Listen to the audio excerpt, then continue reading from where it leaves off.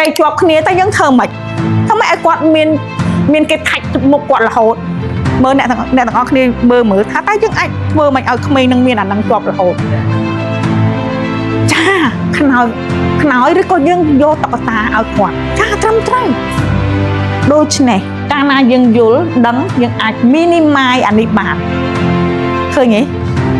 have student to cope with it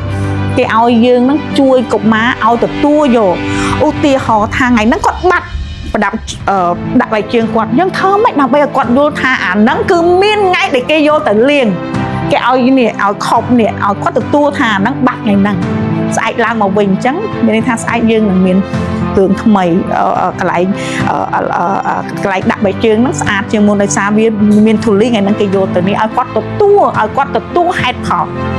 បញ្យល់ឲ្យគាត់ទទួលអាហ្នឹងបានគ្រប់ក្មេងទាំងអស់អ្នកទាំងអស់គ្នាតែងតែដឹងហើយចេញពីរៀនត្រូវតែបត់ស្ដាំដើម្បីបានទៅកន្លែងទិញនំឬមកអីគឺរាល់ថ្ងៃគឺម្ដាយនឹងត្រូវតែបត់ស្ដាំហ៊ានតែបត់ឆ្វេងគឺងាប់គឺលោតចេញពីម៉ូតូលោតចេញពីឡានមកអញ្ចឹងធ្វើម៉េចដើម្បីឲ្យគាត់ទទួលយកអាហ្នឹងអញ្ចឹងត្រូវតែជម្រាបលោកស្រីលោកអុកញ៉ាហ្នឹងថាថ្ងៃហ្នឹងម៉ាក់ត្រូវទៅបត់ឆ្វេងសិនទៅបត់ឆ្វេងយកប្អូនស្រីសិនហើយបន្ទាប់មកបានយើងមកកន្លែងនេះវិញយើងត្រូវប្រាប់គាត់ជាមុនគ្រប់ក្មេងអូទីកាលណាយើងចង់ផ្លាស់ប្ដូររូទីនគាត់គឺត្រូវប្រាប់គាត់ជាមុន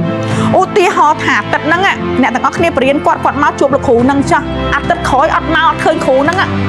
អត់រៀនទេយំហ្មងអញ្ចឹងទៅលោកគ្រូនេះមុននឹងឈប់នេះត្រូវជម្រាបលោកអុកញ៉ាជាមុនសិនថាអាទិត្យក្រោយលោកគ្រូអត់នៅទេត្រូវរៀនជាមួយលោកគ្រូនេះ